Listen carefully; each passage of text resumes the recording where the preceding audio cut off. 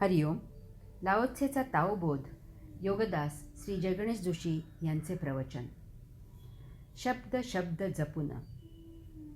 Laozi या ओवीत पुढे सांगतो की आपण जितका वाचाळपणा करतो तितके लवकर आपण थकतो आणि आपल्याला जडत्व जाणवू लागते.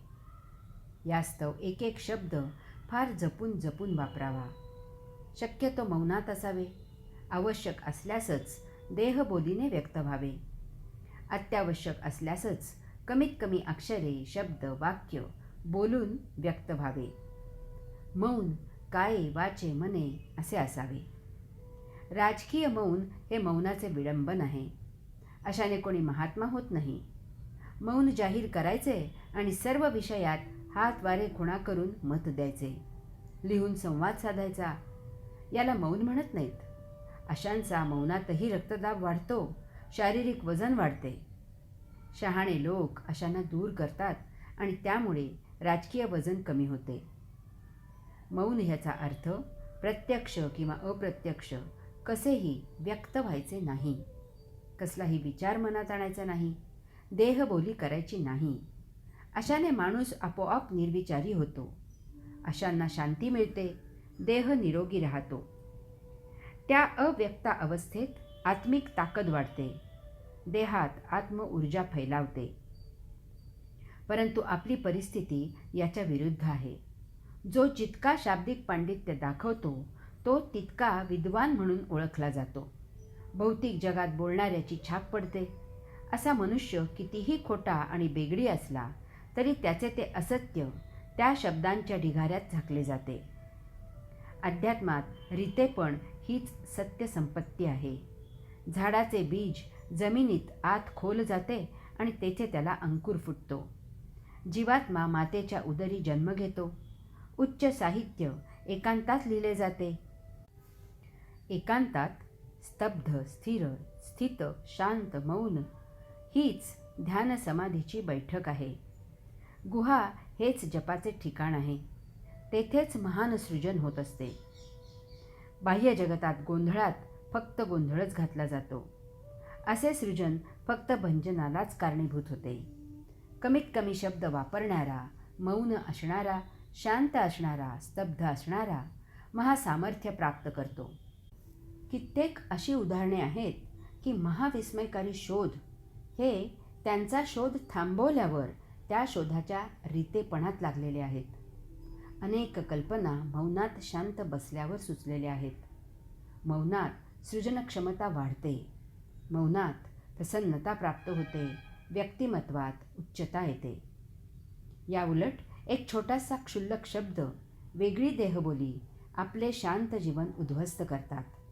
आपल्याला कोणी भेटतो आणि चार चौघात कोपऱ्यापासून हात जोडून उच्च स्वरात म्हणतो, नमस्कार. आपल्याकडून नेमकी काय चूक झाली याच्या विचाराने आपण चक्रावून जातो. लाओत्से शेवटी म्हणतो की यास्तव आपले कवच असलेले अंतःकरण आपण आपल्या मूलभूत नैसर्गिक स्वभावाप्रमाणे रिक्त, मोकळे ठेवले पाहिजे. सदा मौन असावे, साक्षी असावे. रीतेपणातील वैभव. रीतेपणात सर्वात महान पराकोटीचे परम उच्च वैभव असते. फक्त ते जाणून घ्यायची सर्वतोपरी कुवत असावी लागते. त्याचे प्रत्यक्ष आचरण करण्याची सुबुद्धी असावी लागते. धाडस असावे लागते. असा ताओ असतो, मुक्त असतो. असे सांगतात की शिर्डीच्या साईबाबांना त्या काळी पालखी भेट म्हणून मिळाली होती. त्यांना त्यात बसवून त्यांना पाहिजे तेथे तेथे वाहून नेण्यासाठी त्यांचे त्या काळचे भक्त सेवा करायला मोठ्या आनंदाने तयार होते. परंतु साईबाबा हे फक्त साईबाबा होते. ते सत्य असत्य या पलीकडे पोहोचलेले महान संत होते, मुक्त होते. त्यांनी फकीरीतील महान पराकोटीचे परम उच्च वैभव जाणलेले होते.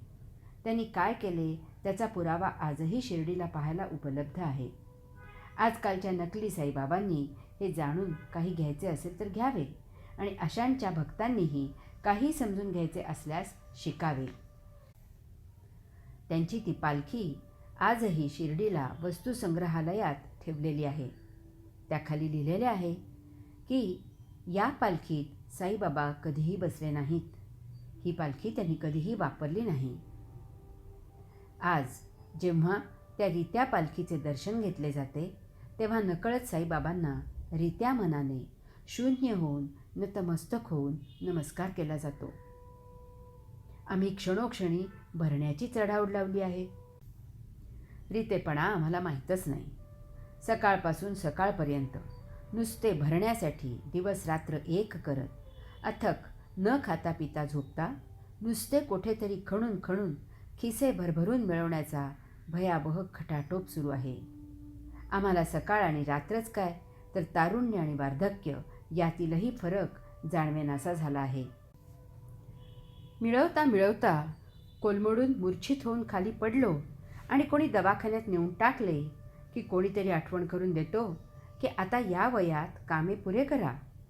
तेथेही जेव्हा कोणी नातेवाईक सलाईनचा खोका आणायला जाऊ लागला की त्याला सांगितले जाते की अमक्याला फोन कर, तो सलाईनचा मुख्य डिस्ट्रीब्युटर आहे, माझ्यासाठी हवा आहे असे सांग म्हणजे भरपूर डिस्काउंट मिळेल. स्वामी राम स्वतःला बादशाह म्हणत असत, कारण सर्वजण त्यांना भेटायला येत असत. बसल्या जागी त्यांना सर्व काही मिळत असे, कारण अत्यावश्यक अगदी तटपुंजे अन्न वस्त्र या पलीकडे गरजाच नसत. सर्वजण स्वामी म्हणून त्यांना नमस्कार करत असत. त्यांना कोणीही पराजित करू शकत नसे, कारण त्यांची कोणाशी लढाईच होत नसे. ते स्वच्छंदी विश्वसंचारी होते. कोणीही त्यांना अडवत नसे. विश्वाचा सत्ताधीश परमात्मा त्यांनी प्राप्त केलेला होता. आणखी काही मिळवायचे त्यांना शिल्लक नव्हते. रितेपणातील एकमेव परमवैभवाच्या आत्मतत्वाची कोणी मागणी केली तर योगी स्वतःच ते द्यायला उत्सुक असतो. हे आत्मवैभव विलक्षण आहे.